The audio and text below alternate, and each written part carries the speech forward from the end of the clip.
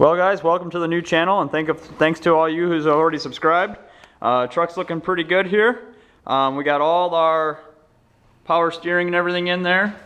We got the Hydro Boost unit, and one thing I did find out, and if you guys decide to do this conversion you'll want to avoid, that's a 78 gearbox and they use a flare style fitting, and the Hydro Boost uses the new metric O-ring style.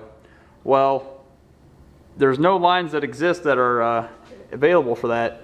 So what I ended up having to do, I had some Hydro Boost lines. I had to trim them, and I had to flare them for 3/8 brake line, and then I ran 3/8 brake line for all the rest of the power steering lines.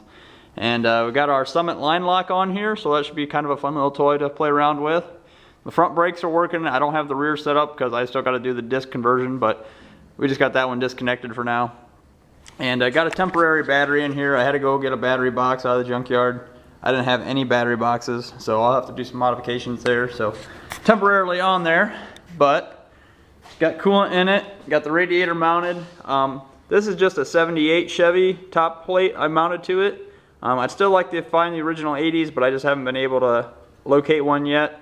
So it's not final mounted, but it's actually in there pretty good, and it's really solid. I'm surprised.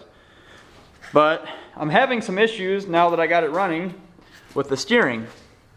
And one other thing I wanted to mention here is, since this is a 78 frame, I got an 1.5" body lift, but up here for everything to line up, I have to run a 3" body puck, so that's another thing just to be aware of.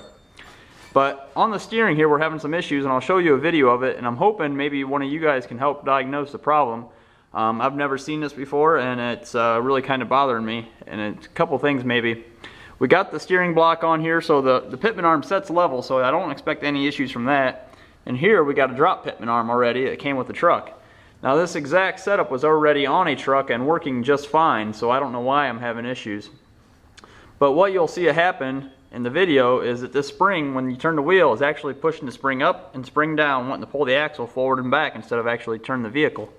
So I don't know if it's because I got the tires kind of low on pressure, if there's such a big footprint that it just physically can't turn the tires with the weight, or if I got some other issues. One thing I may have to do is go to a crossover steering, which is nice, but it's probably an additional 400 bucks right now that I just really don't want to spend. So if any of you guys got any suggestions, I'm open to it. Like I say, I've tried a couple things here. I got the pitman arm level. I've tried it. The drag link is centered, so I don't know what to do.